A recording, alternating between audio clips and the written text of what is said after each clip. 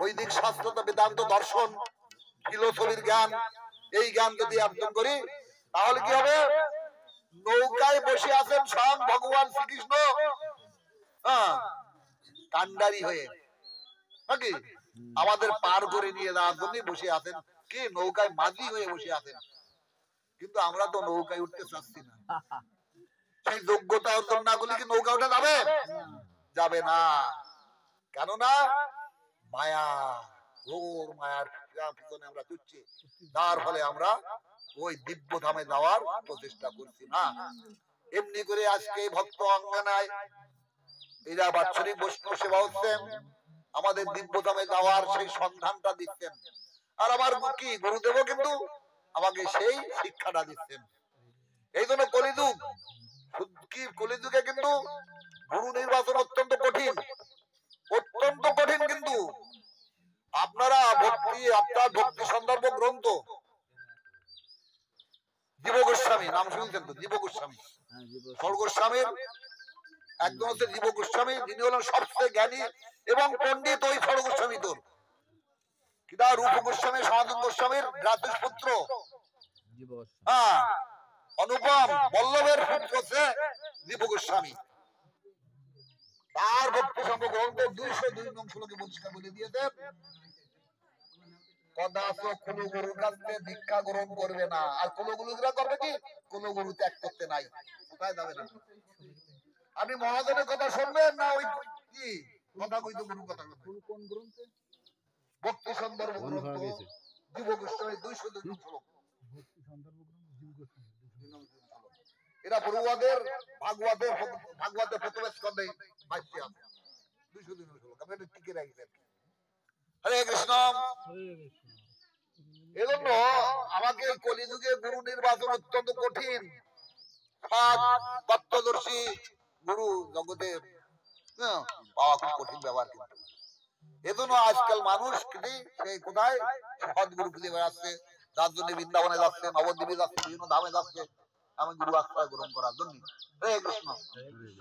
এই তাহলে গীতার হচ্ছে কি, গীতার জ্ঞান অর্জন করলে আমরা দিব্য জ্ঞান লাভ করব এবং দিব্য জ্ঞান লাভে আমরা নৌকায় উঠতে পারবো, ভগবান ওভাবে কি ওপারে নিয়ে যাবেন। এইবার আসি ভাগবতে। হরে কৃষ্ণ। গীতার জ্ঞান অর্জন করা অত্যন্ত কঠিন, সবাই তো পড়তে পারবে না, পারবে? এই জন্য শ্রবণ করতে হবে। শ্রবণম মঙ্গলম নাকি শ্রবণম কীর্তনম বিষ্ণু শরণম পাদ শোভনম অর্চনং বন্দনং দাস্যং সখ্যং আত্মনিবেদনম। প্রথমে শ্রবণ করো আর কীর্তন করো নাকি? শ্রবণ করো, করতে করতে কীর্তন করো, শ্রবণম কীর্তনম, এটা মঙ্গলম। তাহলে কি আছে? ভাগবত কথা, গীতার কথা কি, গীতার জ্ঞান শ্রবণ করতে হবে যথার্থ মহাপ্রভুর প্রদর্শিত পথ অনুযায়ী, স্বর্গোস্বামীদের সিদ্ধান্ত অনুযায়ী মন মন ভক্ত সঙ্গ করার মাধ্যমে কি এই গীতার জ্ঞান অর্জন করতে হবে। গুরু পরম্পরা নাই, অনেক দেখবেন গুরু আছে, গুরু পরম্পরা নাই, গুরুগিরি করে আছে। এটা মানে আসল কথা হলো কি, সঠিকভাবে হরিভক্তি বিলাস দলিল নাকি নাম শুনতে? হরিভক্তি বিলাস দলিল, বৈষ্ণব জগতে দলিল আছে হরিভক্তি বিলাস। এটা আছে সনাতন গোস্বামী, পরে গোয়ালভট্ট এটাকে আরো সংস্কার করেন, বিশাল গ্রন্থ। কিন্তু এই হরিভক্তি বিলাসে আসবেন, পড়বেন, সেখানে প্রথম বিলাসে গুরু কে, গুরু বৈশিষ্ট্য কি, গুণাবলী কি, এগুলো লেখা আছে। তারই পরে বলা আছে ওই সমস্ত নিন্দনীয় গুরুর কথা বলা হইতেছে, বলে থাকবেন পরিষ্কার লেখা, নিন্দনীয় গুরুর কথা বলা হইতেছে। ওইটার ওই যদি গুরু ওই জ্ঞানগুলো তখন গুণগুলো তখন আসবে, তাকে নিন্দনীয় গুরু বলা যাবে, বুঝলেন? হরে কৃষ্ণ। তত্ত্বদর্শী গুরু নিন্দা করছি না, গুরু কি অবশ্যই প্রণতি জানাচ্ছি, ব্রাহ্মণকে প্রণতি জানাচ্ছি। কিন্তু ব্রাহ্মণ সেজে বা গুরু সেজে শাস্ত্র নির্দেশ মহাজনে স্বীকার করবো না, তাদেরকে শাস্ত্র যেহেতু গুরু বলা হয় নাই, আর আমরা বলবো না, বলবো? হরে কৃষ্ণ। হরে কৃষ্ণ। সিদ্ধান্ত হতে হবে। এরপরে ভাগবতে আসে। ভাগবত কি বলা হয়েছে? ভাগবত কি বললেন? তমাদি দেব করুণা নিধনম কমলবর্ণম সুরিতবতরম অপার সংসার সমুদ্র সেতু ভজমায়ে ভাগবত সর্বগম একই লোকে তমাদিদেব করুণা নিধনম কমালবর্ণম সুইতবতরম অপার সংসার সমুদ্র সেতু ভজমায়ে ভাগবত সর্বগম। ভাগবত কে তাহলে গীতা হচ্ছে নৌকা, ওপারে দেওয়া যাবে। ভাগবত হচ্ছে সেতু, সেতু আছে কি ভাগবত কথা শুনতে হবে, শুনলেই কি হবে ওই সংখ্যা কি সাগরটা ছোট হয়ে যাবে, এপার থেকে একটা সেতু বলে যাবে, দুই পা দিয়ে ওপরে চলে যাবে। ভাগবত যে সেতু, ভাগবত কথা শ্রবণ করতে হবে। শুধু সাধু সঙ্গে এসে ভাগবত কথা শ্রবণ করলে কি হয়, আমরা ওপারে চলে যাব এবং ভগবানের ধামে চলে যাব।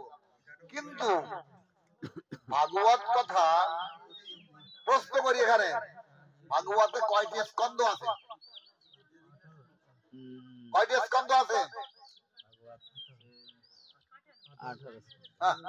ভাগবতে কয়টি স্কন্ধ? এই কয়টি স্কন্ধ? 12টি স্কন্ধ আছে। হ্যাঁ, 12 স্কন্ধ বা 12টি স্কন্ধ আছে, তাই না? স্কন্ধ মানে কি?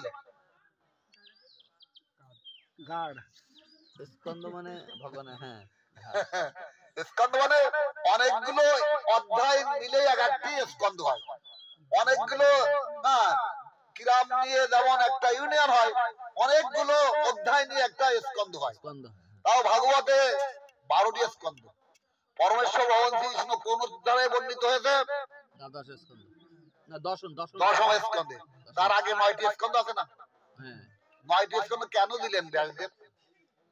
এই 9টি স্কন্ধ সিরিয়ালি আছে, এই ধাপে ধাপে অগ্রসরে দ্বাদশ স্কন্ধে মানে দশম স্কন্ধে ভগবানের আবির্ভাব কিন্তু দশম স্কন্ধে।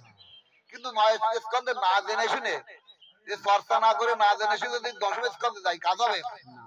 ব্যাসদেব তার দেন নাই, পরিষ্কার ভাবে দিয়েছেন এই 9টি স্কন্ধে। কি দিয়েছেন? প্রথম স্কন্ধে দিয়েছেন ঋষিদের প্রশ্ন, নারদের আবির্ভাব আদি বহু কথা আছে।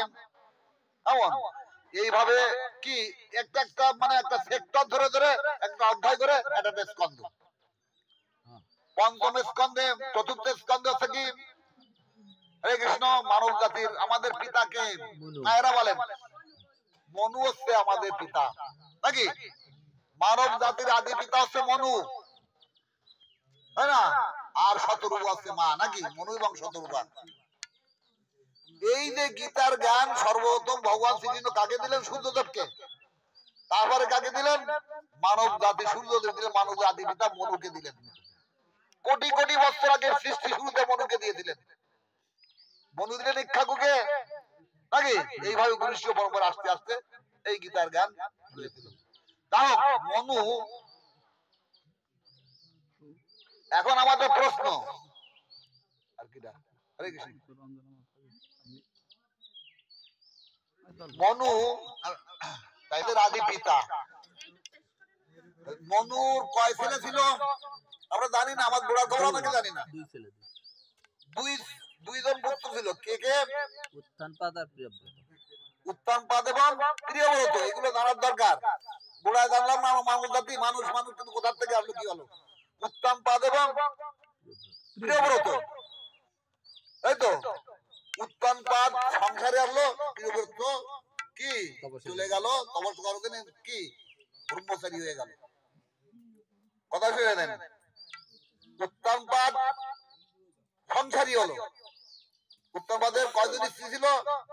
দুইজন, সুরুচি এবং সুনীতি। দুইজনের দুই ছেলে কিন্তু, ঠিক আছে তো?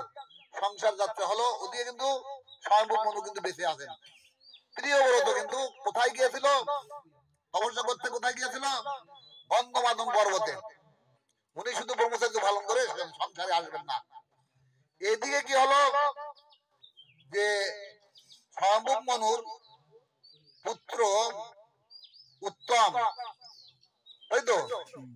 তারপরে উত্তমের পুত্র সে ধ্রুব এবং কি উত্তানপাদের পুত্র সে উত্তম এবং ধ্রুব, দুইজন।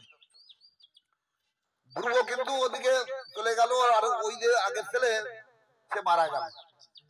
এরপরে এই রাজ্য চলবে কি করে, সংসার চলবে কি করে? তখন উনি চিন্তা করলেন, স্বয়ংভূমণি তখন বয়স হয়ে গেছে, উনি গেলেন আমার ওই ছেলে প্রিয়ব্রত, ওকে ফিরিয়ে আনতে হবে। উনি সরাসরি কি গন্ধমাদন পর্বতে চলে গেলেন, তাকে ছেলেকে বুঝেছে এই ব্যাপার, হ্যাঁ, যে এই এই জগৎ চলবে কি করে, তুমি আসো সংসারী হও, কোনো মতে বাবার কথা শুনছে না। তখন ভগবান ওখানে কাকে পাঠাইলেন? নারদকে পাঠালেন, যাও শিগগির যাও। ভগবান ইচ্ছাতে হচ্ছে কিনা, কেমন সর্ব কারণ কারণ। নারদ কিন্তু সরাসরি সেই গন্ধমাদন পর্বতে আসলো। নারদ আগে বুঝেছে প্রিয়ব্রতকে, না না আমি ব্রহ্মচর্য পালন করছি, আমি সংসারে যাব না, আমি সংসারে কোন মতে যাবো না। বহু বোঝানো পরে নারদ কি পরাস্ত হয়ে গেল। শেষে ব্রহ্মা চিন্তা করলো, সৃষ্টিকর্তা ব্রহ্ম সর্বনাশ হয়ে যেত। ব্রহ্মলোক থেকে স্বয়ং সত্যলোক থেকে ব্রহ্মা আসলো। যখন ব্রহ্মা এসে হাজির হলো, হরে কৃষ্ণ, ব্রহ্মা থেকে হাজির হলো, তখন ওখানে কয়জন? তিনজন হলো না? কিরা কিরা? স্বয়ং মনু, নারদ আর প্রিয়ব্রত। এই তিনজন উঠে দাঁড়ায় সম্ভাষণ জানালো কাকে? ব্রহ্মাকে। ব্রহ্মা এসে বোঝানোর পর তারপরে প্রিয়ব্রত রাজি হলো। প্রিয়ব্রত এইবার সংসারে আসলো, এসে কাকে বিয়ে করলো? হরিষ্মতি। হ্যাঁ, হরিষ্মতি হচ্ছে কার কন্যা ছিল? হরিষ্মতি কার কন্যা ছিল? আমরা বিশ্বকর্মা পুজো করেন না রেখে, বিশ্বকর্মার কন্যা হরিষ্মতিকে বিবাহ করে কে? প্রিয়ব্রত। ঠিক আছে তো, সে অনেক কৌশলে কিন্তু সময়ের সঙ্গে দেখে গেছে, কি বলবো বুঝলেন। হরিষ্মতিকে বিয়ে হলো। হরিষ্মতির কি 9টি ছেলে ছিল। প্রথম ছেলে হচ্ছে আগ্নিদ্র, নাম হচ্ছে কি? আগ্নিদ্র। সেও একদম দেবকন্যাকে বিয়ে করলো, নাম হচ্ছে বিপ্রসিদ্ধি।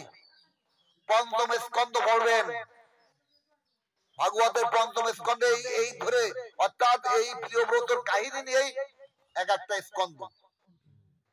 আবার ষষ্ঠ স্কন্ধে কি আছে? ষষ্ঠ স্কন্ধে আছে অদামিল কাহিনী নিয়ে। আবার সপ্তম স্কন্ধে কি আছে? এক একটা কাহিনী নিয়ে। সপ্তম স্কন্ধে আছে চিত্রকেতু, বৃত্তাসুরের কাহিনী নিয়ে ওই স্কন্ধ। এক একটা কাহিনী নিয়ে বহু অধ্যায় মিলে একটা স্কন্ধ। এইগুলো জেনে জেনে জেনে জেনে আমার দশ কৃষ্ণ প্রেম লাভ করতে হবে, ভগবত ধামে যেতে হবে।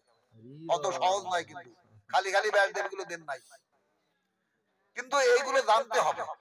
এই যে বিপ্রসিদ্ধিকে বিয়ে করলেন, বিপ্রসিদ্ধির ছেলে ছিল কি? প্রথম ছেলে কথা বলছি, নাভি। নাভি, নাভি কি করলো? মেরু দেবী, মেরু দেবীর 10টি কন্যা, 9টি কন্যা ছিল। এই 9 জনে, এরা 9 ভাইকে 9 জনে বিয়ে করলো মেরু দেবী। এই নাভি কিন্তু অত্যন্ত প্রজাবৎসল যাগযজ্ঞ করত, এবং বিশেষ করে ভগবানকে কি পুত্র রূপে পাওয়ার জন্য বৈদিক যজ্ঞ করেছিলেন। বৈদিক যজ্ঞ করেছিলেন ভগবানকে পুত্র রূপে পাওয়ার জন্য। অবশেষে ভগবান প্রসন্ন হলেন। প্রসন্ন হওয়ার পরে কি হলো?